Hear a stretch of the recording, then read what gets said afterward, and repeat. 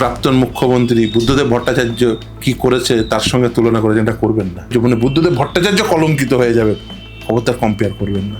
আপনি আদালতে এসে তো বলছেন যে আমার কর্মীরা আমার কাছে, আপনি তার সেই কর্মীর কাছে যেতে পারছেন না। আজকে আপনার হারা এমএলএরা ছেড়ে দিন, জেতা এমএলএরা এলাকায় নেই। কোটপাড়ায় এই যে কালচার, যে বিচারালয়ে সেখানে বৈদিক চর্চা হবে না, সেখানে গুন্ডামি হবে, এই পরিসর, এই পরিবেশ তৈরি করেছিলেন মমতা বন্দ্যোপাধ্যায়। আজকে বিরোধী হয়ে তিনি বুঝতে পেরেছেন এই গণতান্ত্রিক প্রতিষ্ঠানটির গুরুত্ব। রাজ্যের প্রাক্তন শাসক দল তৃণমূল কংগ্রেস এবং প্রাক্তন মুখ্যমন্ত্রী মমতা বন্দ্যোপাধ্যায় বারংবার বামেদেরকে মানে সিপিআইএমকে কোর্টে বেঁচে আছে বা কোর্টের দল এই বলে নানা সময় আমরা কটাক্ষ করতে দেখেছি। আজকের সেই দল যখন প্রাক্তন হয়ে গেল রাজ্য থেকে, তখনই প্রাক্তন মুখ্যমন্ত্রী মমতা বন্দ্যোপাধ্যায় একেবারে কোর্টের পোশাকে, কালো কোট পরে আদালতে হাজির, অর্থাৎ রাস্তা ছেড়ে আদালতে এলেন প্রাক্তন মুখ্যমন্ত্রী মমতা বন্দ্যোপাধ্যায়। দেখুন, এই আদালতে উনি আজকে আসছেন, কিন্তু এক সময় উনি আদালতে আসাকেই কটাক্ষ করতেন। শুধু কটাক্ষ করে তিনি ক্ষান্ত থাকেননি, তিনি এই আদালতের যে কর্তৃত্ব সেটাকে নষ্ট করে দেওয়ার জন্য বিচারালয়ের বাইরে বসে পড়া, আদালতের বাইরে আদালতের তালা মেরে দেওয়া, বিচারপতির বাড়িতে পোস্টারিং করা, আমার চেম্বারের নিচে কি অসভ্যতামি করেছে আপনারা প্রত্যেকে দেখেছেন। এই সমস্ত কিছু চালিয়ে গেছে। এই কোটপাড়ায় এই যে কালচার, যে বিচারালয়ে সেখানে বৈদিক চর্চা হবে না, সেখানে গুন্ডামি হবে, এই পরিসর, এই পরিবেশ তৈরি করেছিলেন মমতা বন্দ্যোপাধ্যায়। আজকে বিরোধী হয়ে তিনি বুঝতে পেরেছেন এই গণতান্ত্রিক প্রতিষ্ঠানটির গুরুত্ব কী, এই সাংবিধানিক প্রতিষ্ঠানটির গুরুত্ব কী। কিন্তু তিনি এই সাংবিধানিক প্রতিষ্ঠানটিকে সাংবিধানিক কাজে ব্যবহার করার বদলে তিনি সেটিকে রাজনৈতিক পোডিয়াম হিসেবে ব্যবহার করতে চাইছেন। দেখুন, আজকে মানুষের ম্যান্ডেট আপনাকে অ্যাকসেপ্ট করতে হবে। মানুষের ম্যান্ডেট কি? মানুষের ম্যান্ডেট আপনার বিরুদ্ধে। আপনি যখন মানুষের ম্যান্ডেট আপনার বিরুদ্ধে, তখন আপনার রাজনৈতিক অস্তিত্ব টিকিয়ে রাখার জন্য আপনি কি করছেন? আদালতটিকে পোডিয়াম হিসেবে ব্যবহার করছেন। কেন এই কথা বলছি? দেখুন, আপনি যদি স্বাভাবিক সাধারণ আইনজীবী হতেন, আইন যদি আপনার পেশা হতো, আমার কোনো বক্তব্য থাকতো না, থাকার কথাও না। যারা ধরুন এই আইনজীবী পেশা থেকে কেউ বিধায়ক নির্বাচিত হয়েছেন, কেউ হয়তো বিধানসভা ভোটে কন্টেস্ট করেছেন কিন্তু হেরে গেছেন, আবার আজকে তারা ফিরে এসছেন, আমার তাদের নিয়ে কোনো বক্তব্য নেই এবং থাকার কথাও না, তার কারণ সেটা তার পেশা। আমি নামের মধ্যে যাচ্ছি না। ইভেন আজকেও আমার এক বন্ধু আইনজীবী, তিনি মানে আজকে যেহেতু আমাদের একটা ছোট্ট ওই শুক্রবারের দিন একটা খাওয়া দাওয়ার ব্যবস্থা আছে, সেই বন্ধু আইনজীবী খাওয়া, মানে তিনি খুব স্বাভাবিক, মানে তিনি স্বাভাবিকভাবে আদালত প্রাঙ্গণে আসবেন, এটা স্বাভাবিক চিত্র। কিন্তু আপনি গতকাল কেন এসছিলেন? এই কারণে যে একটা রাজনৈতিক ভাইবস তৈরি হবে, একটা ফটো মার্কা, একটা ওই যে পিক্টোরাল ইফেক্ট দিতে হবে, এই কারণে আপনি চলে এলেন আদালতে। কিন্তু আপনি একবারও ভাবলেন না আপনি কোন অথরিটি নিয়ে এসছেন। আইদার দেখুন, আপনি মামলাকারী হতেন, ইন পার্সন মামলা করতেন, নিজের মামলা নিজে করতেই পারেন, অথবা অন্য কারোর মামলায় আপনি আদালতের পারমিশন নিয়ে অ্যাপিয়ার করতে পারেন, অথবা আইনজীবী হিসাবে অ্যাপিয়ার করতে পারেন। আমি দেখলাম অর্ডার শিটে ওনার নাম রয়েছে, এবং শুধু অর্ডার শিটে নাম থাকা শেষ নয়, উনি কল্যাণ বন্দ্যোপাধ্যায়কে উনি এবং চন্দ্রিমা ভট্টাচার্য যে অ্যাসিস্ট করেছেন সেটাও কিন্তু অর্ডার শিটে রেকর্ডেড আছে, অর্থাৎ অ্যাজ অ্যান অ্যাডভোকেট তারা অ্যাপিয়ার করেছেন। তখন গতকাল আপনারা দেখেছেন bar council of India state bar কাউন্সিলকে বেশ কিছু বিষয়ে অবগত করতে বলেছেন। দেখুন, আমাদের এই যে অ্যাডভোকেট অ্যাক্টে খুব স্পেসিফিকলি বলা আছে যে কারা অ্যাডভোকেট হিসেবে প্র্যাকটিস করতে পারেন। অ্যাডভোকেট রোলে যাদের নাম থাকবে তারাই অ্যাডভোকেট হিসেবে প্র্যাকটিস করতে পারে। এখন যদি কেউ অ্যাডভোকেট হিসেবে প্র্যাকটিস করার পরে কোনো যদি স্থায়ী পদে চলে যান, কেউ ধরুন চাকরি পেয়ে গেলেন, মানে চাকরি করতে চলে গেলেন, ধরুন আইএস অফিসার হিসেবে, অনেকে দেখবেন মানে LLB পাস করার পরে কিছুদিন হয়তো আইনজীবী প্র্যাকটিস করেছেন, আইএস অফিসার হয়েছেন, অনেকেই হয়েছেন, অনেকে WBCS অফিসার, অনেকে জুডিশিয়াল সার্ভিসে চলে যান, অনেকে হাইকোর্টে দীর্ঘদিন প্র্যাকটিস করার পরে যদি জাজ হিসেবে এলিভেশন পান, তারা তখন জাজ হিসেবে এলিভেটেড হওয়ার পরে তখন জাজ হয়তো তার রিটায়ারমেন্টের পরে আবার প্র্যাকটিসে ফিরে এসে, কারণ হাইকোর্টের জাজ হলে আপনাকে সুপ্রিম কোর্টে প্র্যাকটিস করতে হবে। সুপ্রিম কোর্টে অনেকেই প্র্যাকটিস করেন, জাস্টিস মুরলীধর, তিনি যেমন এই উড়িষ্যা হাইকোর্টের প্রধান বিচারপতি ছিলেন, দিল্লির মানুষ, তিনি দিল্লি হাইকোর্টে প্র্যাকটিস করতেন, সুপ্রিম কোর্টে প্র্যাকটিস করতেন, তিনি আবার সুপ্রিম কোর্টে, উড়িষ্যা হাইকোর্টের প্রধান বিচারপতি ছিলেন, আবার সুপ্রিম কোর্টে অত্যন্ত সুনামের সঙ্গে প্র্যাকটিস করছেন। কিন্তু প্র্যাকটিসের আসতে গেলে ওই চাকরি জীবন শেষ হয়ে যাওয়ার পরে রিজামশন অফ প্র্যাকটিস সেই সার্টিফিকেট পেতে হয়। সার্টিফিকেট অফ প্র্যাকটিস ছাড়া আপনি প্র্যাকটিস করতে পারেন না, এবং সার্টিফিকেট অফ প্র্যাকটিস ছাড়া প্র্যাকটিস করলে যদি আপনাকে অনুমতি না দেয় স্টেট বার কাউন্সিল, এবং আপনি যদি অ্যাডভোকেট হিসেবে প্র্যাকটিস করেন, সেটা কিন্তু আইনত অপরাধ, এবং আপ টু 6 মাস পর্যন্ত জেল হতে পারে। একেবারে অ্যাডভোকেট একটা স্পেসিফিকলি বলা আছে।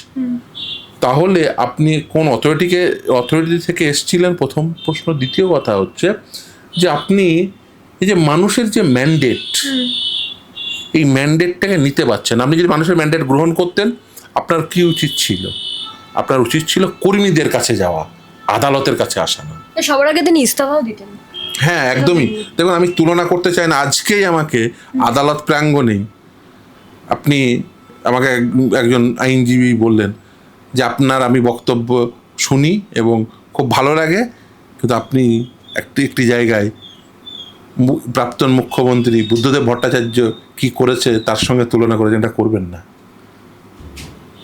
কোথায় বুদ্ধদেব ভট্টাচার্য? তিনি ইমোশনাল হয়ে বলছেন, তার ইমোশন থেকে বলছেন যে কোথায় বুদ্ধদেব ভট্টাচার্য, মানে বুদ্ধদেব ভট্টাচার্য কলঙ্কিত হয়ে যাবেন, খবরদার কম্পেয়ার করবেন না। এই অনুভূতি বুদ্ধদেব ভট্টাচার্য। দেখুন, আমার রাজ্যে তো অনেকেই প্রাক্তন মুখ্যমন্ত্রী হয়েছেন, কেউ ভোটে হেরেছেন, কেউ মানে তাই অবসর নিয়েছেন, কেউ তাদের কোনোদিন এই যেভাবে আজকে চোর চোর স্লোগান উঠছে। উনি যে সময় কলকাতা হাইকোর্টে এসেছিলেন, সেই সময়ই উনি ফার্স্ট ফ্লোরে, আমাদের 1 নম্বর কোর্টটি ফার্স্ট ফ্লোরে, সেকেন্ড ফ্লোরে 14 নম্বর কোর্টে, তখন আমি মামলা করছিলাম ওনারই সময়কালে। এই যে ভোটের আগে এই যে বিভিন্ন ওনার যে অপছন্দের শিক্ষকদের সব ট্রান্সফার করেছেন, সেই অর্ডার চ্যালেঞ্জের মামলা ছিল, কালকে স্টে করেছে।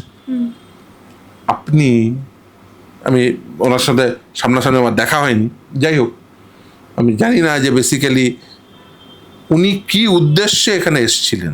দেখা হলে কি প্রশ্ন করতেন? না, সে দেখা হলে আর কি করতাম, দেখা হলে নমস্কারই করতাম, বা আমি জানি না তিনি কি করতেন।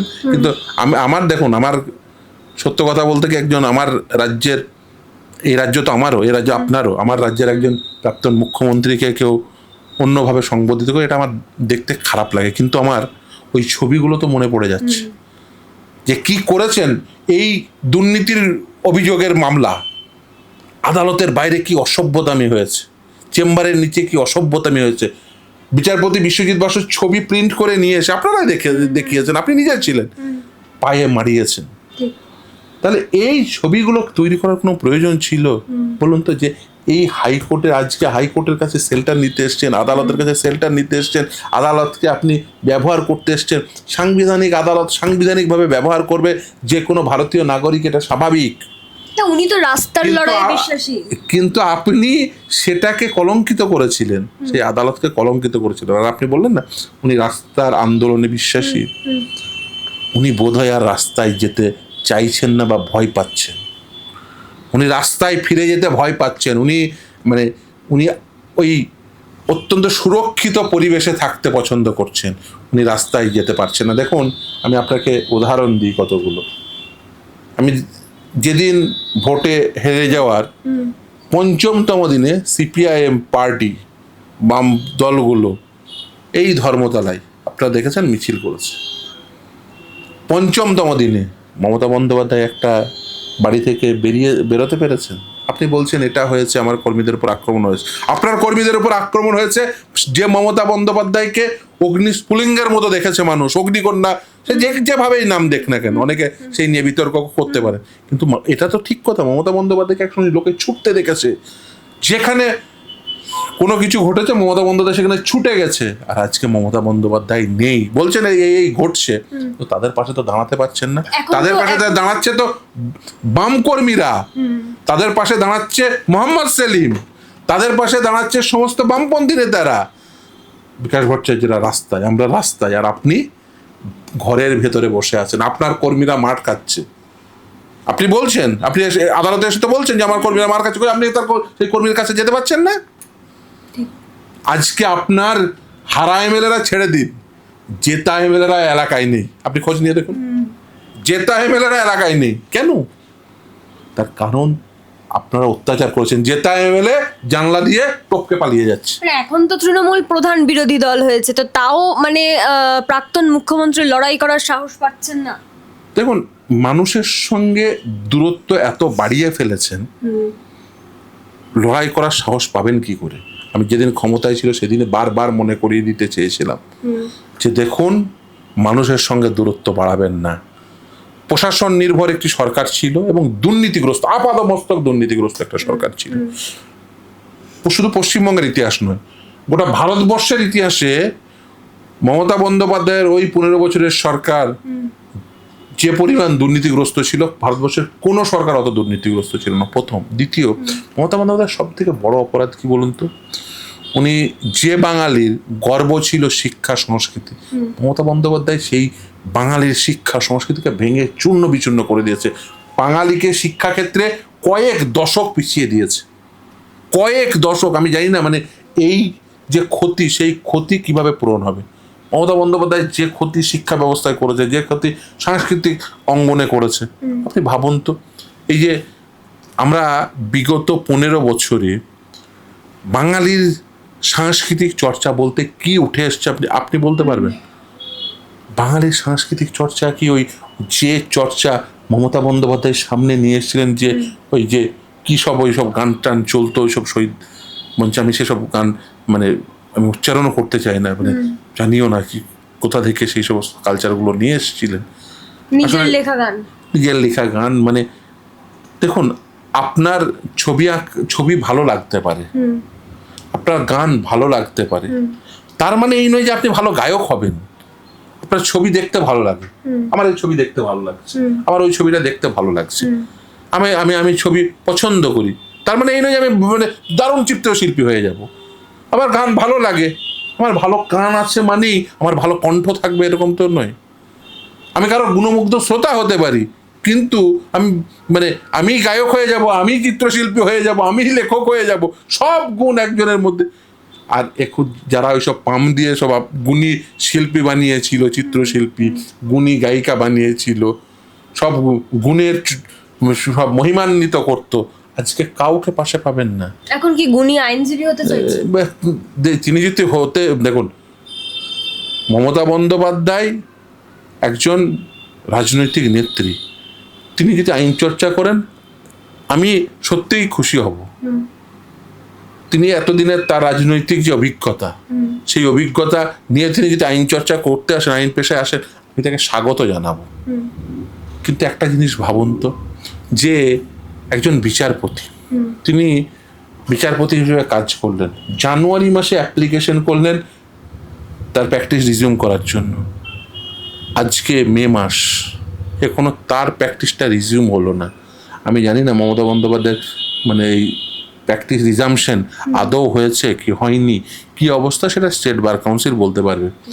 কিন্তু মানে একজন আইনজীবী, সে যে কন্ট্রিবিউশন এই বিচার ব্যবস্থায় দেবে, তিনি একজন আইনজীবী হিসেবে বিচারপতি থাকার পরে তিনি আবার আইনজীবী হিসেবে আসবেন, একটা কন্ট্রিবিউশন থাকে। দেখুন, এই ব্যবস্থাটা না চলে বৈদিক চর্চার পর, এবং যত উত্তম বৈদিক চর্চা হবে তত এই গোটা সমাজ তার দ্বারা উপকৃত হবে। ফলে এই বৈদিক চর্চাকে অনেকে দুর্বল করতে চান। মমতা বন্দ্যোপাধ্যায়দের মতো মানুষদের যে সব থেকে বড় অপরাধ হলো, ওনারা যেখানে যেখানে বৈদিক চর্চা ছিল, সেই সমস্ত বৈদিক চর্চার জায়গাগুলোকে ওনারা আক্রমণ করেছেন, নষ্ট করেছেন, ভেঙে চূর্ণ বিচূর্ণ করেছেন। শিক্ষা ব্যবস্থা থেকে শুরু করে সাংস্কৃতিক অঙ্গন, এই যে বিচার ব্যবস্থা, যেটা অত্যন্ত গুরুত্বপূর্ণ অঙ্গ, এই বৈদিক চর্চার জায়গাগুলোকে উনি নষ্ট করেছেন। এই কারণেই নষ্ট করেছেন, তার কারণ সেইগুলো সব কমোডিটি হিসেবে উনি দেখতে চেয়েছেন। শিক্ষা ব্যবস্থায় ধরুন শিক্ষক নিয়োগ হবে, ওটা ওনার কাছে মেধার ভিত্তিতে নিয়োগ হবে নয়, অর্থের বিনিময়ে নিয়োগ হবে। ফলে কি শিক্ষা কমোডিটিতে রূপান্তর ঘটেছে। এই শিক্ষা দুর্নীতিতে আপনারা তো বারবারই দাবি করতেন যে সেই ওয়ে মার্কশিট আপলোড করতে হবে। এই সরকার আসার পর কি করে তাহলে এই ওয়ে মার্কশিট আপলোড হয়ে গেল, যে ওয়ে মার্কশিটগুলো নাকি ডিস্ট্রয় করে দেওয়া হয়েছিল? দেখুন, এখন তো অনেক কথা উঠে আসছে, আপনারা দেখেছেন সমাজ মাধ্যমে সেই সমস্ত কথা উঠে আসছে, যারা নাকি মানে ওই এক্সপায়ারি প্যানেলের ছেলে মেয়ে বা যারা ওই ওএমআর ডিস্টর্ট করে যারা চাকরি পেয়েছিলেন তারাই নাকি আপলোড করতে দেয়নি। এখন যারা করতে দেয়নি কেন এই সেই সময়ের সংশ্লিষ্ট আধিকারিক বা মন্ত্রী তাদের সেই সমস্ত দাবি মেনে নিলেন, বা কি ঘটেছিল, কারা কারা রেসপন্সিবল যারা এই ওএমআর শিট আপলোড করতে দেননি, যারা কারা কারা রেসপন্সিবল এই টাকাগুলো ফেরত নিতে দেয়নি, তাদের প্রত্যেককে আইডেন্টিফাই করতে হবে এবং তাদেরকেও শাস্তি দিতে হবে। তার কারণ তারা কিন্তু এই অপরাধীদের সঙ্গে ছিল। এবং আমি শুধুমাত্র এই যে আমি যে একটার পর একটা মামলা করেছি, ধরুন প্রাথমিক থেকে শুরু করে নবম দশম একাদশ দ্বাদশ গ্রুপ সি গ্রুপ ডি, সেগুলোতে সব সিবিআই ইডি তদন্ত হয়েছে, অনেক চার্জশিটও হয়েছে, কিন্তু এখনো পর্যন্ত যে গোটাটা আনার্থ হয়েছে তা কিন্তু নয়। আর শুধুমাত্র যে এই যে শিক্ষক নিয়োগে, শিক্ষাকর্মী নিয়োগে বা শিক্ষক নিয়োগে দুর্নীতির তদন্ত করতে করতে যে মিউনিসিপ্যালিটি স্ক্যাম ধরা পড়েছে, যার ফলে আজ সুজিত বসু জেলে, আমার মনে পড়ে যাচ্ছে সেই সোমেন নন্দীর মামলায়, আমারই মামলা, সোমেন নন্দীর মামলায় যখন প্রথম ইডি স্ট্যাটাস রিপোর্টটা নিয়ে এলো যে এই এই এই এই এই দুর্নীতি হয়েছে, আমরা যখন অয়নশীলের বাড়িতে যাই তখন সেখানে শুধুমাত্র প্রাথমিকের ওএমআর নয়, আমরা মিউনিসিপ্যালিটির বিভিন্ন পদে, ড্রাইভার থেকে শুরু করে পিয়ন থেকে শুরু করে বিভিন্ন পদে দুর্নীতির প্রমাণ পেয়েছি, প্রমাণ্য নথি পেয়েছি। আমাদেরকে এই যে এই স্ট্যাটাস রিপোর্টের উপর ভিত্তি করে আপনারা সিবিআই মানে আদালতের কাছে প্রে করা সেই অ্যাপ্লিকেশন, যেদের মধ্যে আন্তঃসম্পর্ক রয়েছে, সিবিআই ইনভেস্টিগেশনে অর্ডার দিন। সিবিআই ইনভেস্টিগেশন আমরা প্রে করলাম, আমরাও যৌথভাবে প্রে করলাম, সিবিআই ইনভেস্টিগেশন হলো, সরকার চ্যালেঞ্জ করলো। ভাবুন, সিবিআই ইনভেস্টিগেশন আদালত দিচ্ছে, মিউনিসিপ্যালিটিগুলোতে স্ক্যাম হয়েছে, মানে মিউনিসিপ্যালিটির চেয়ারম্যান বা যারা সংশ্লিষ্ট আধিকারিক থাকবেন তারা স্ক্যাম করেছেন। ব্যথা লাগলো কার? সরকারের, নবান্নের 14 তালা। এই ব্যথার ফলে তারা কি করলেন? ডিভিশন বেঞ্চে গেলেন, হারলেন। সুপ্রিম কোর্টে গেলেন, হারলেন। সুপ্রিম কোর্টে গিয়ে সেই সময় সংশ্লিষ্ট একজন বিচারপতির নামে অভিযোগ করলেন, অনেক কথা বললেন।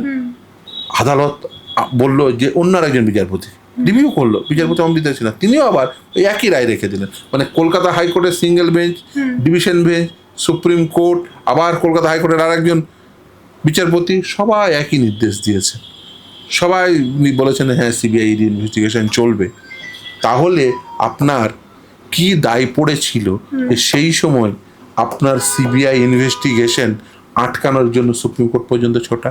মানে বারংবার তিনি আদালতের রায়কে মানেননি, আমরা দেখেছি। শুধু তাই না, ডিএ মামলা 7 জিতেছি, 1 বার 2 বার 3 বার 4 বার 5 বার 6 বার নয়, 7 বার জেতা মামলা।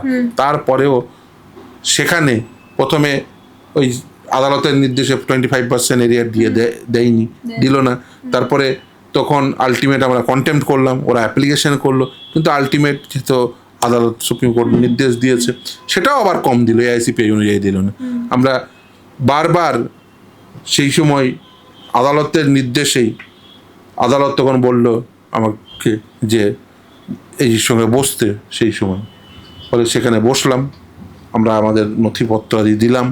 3টে সংগঠন ছিল, confederation of state government employee সহ 3টে সংগঠনের পক্ষ থেকে যারা রিপ্রেজেন্ট করেন তারা ছিলেন, আমিও ছিলাম আইনজীবী হিসেবে। আমি কেস প্রেজেন্ট করলাম যে কেন এআইসিপিআই অনুযায়ী দিতে হবে, কেন কতটা কম হচ্ছে, কীভাবে ক্যালকুলেশন করতে হবে, সবটাই দিলাম। তারপরে তো সরকারি বদল হয়ে গেল, আশা করবো নতুন সরকার সেটা মিটিয়ে দেবেন কর্মচারীদের, সমস্ত কর্মচারীদের, এবং কর্মচারীদের মধ্যে প্রভেদ করবেন না। আর এই যে বারবার একটা কথা আমি বলে দিই, যেটা দেখুন ওই যে বললাম যে শুধুমাত্র শিক্ষাক্ষেত্রে দুর্নীতি হয়েছে তা তো নয়, অন্যান্য সব নিয়োগে যে দুর্নীতি হয়নি তা বলতে পারবেন না। অন্যান্য নিয়োগেও দুর্নীতি হয়েছে, এবং সেটা কে স্বীকার করেছে? মমতা বন্দ্যোপাধ্যায় নিজে। কখন? রাজীব বন্দ্যোপাধ্যায় তিনি যখন অন্য একটি রাজনৈতিক দলে, বর্তমানে শাসক দল, তাই সেই দলে চলে গেছিলেন, তখন তিনি বললেন যে রাজীব বন্দ্যোপাধ্যায়ের দপ্তরে নিয়োগে দুর্নীতি হয়েছে, বনসহায়ক নিয়োগে। আবার সেই রাজীব বন্দ্যোপাধ্যায় তৃণমূল কংগ্রেসে ফিরলেন, তারপরে সবটাই ভুলে গেলেন মমতা বন্দ্যোপাধ্যায়। আমি বলছি এই রাজ্যের বেশিরভাগ নিয়োগেই দুর্নীতি হয়েছে। এই নিয়োগ দুর্নীতিগুলোকে অ্যাসার্টেন করার জন্য আপনি বনসহায়ক নিয়োগ, এই যে কলেজ সার্ভিস কমিশনের নিয়োগ, আপনি পিএসসির মাধ্যমে, এই ডাব্লিউবিসিএসে এরকম একটা গুরুত্বপূর্ণ পদে, প্রশাসনিক পদে নিয়োগের দুর্নীতি ভাবতে পারেন। সেখানেও সাদা খাতার, মানে সাদা খাতার ভিডিও হয়তো এখন সাদা খাতার ভিডিও হয়ে বসে আছে, সাদা খাতা হয়তো এডিএম হয়ে বসে আছে, সাদা খাতার শিক্ষক হয়েছে তা নয়, সাদা খাতার ভিডিও আছে। সব ক্ষেত্রেই আছে। ফলে সেইগুলোকে আনাট করার জন্য জুডিশিয়াল এনকোয়ারি কমিশন বসিয়ে সেইগুলোকে আনাট করতে হবে। এবং শুধু তাই না, যারা যারা শাস্তি পাওয়ার যোগ্য তাদের প্রত্যেককে শাস্তি দিতে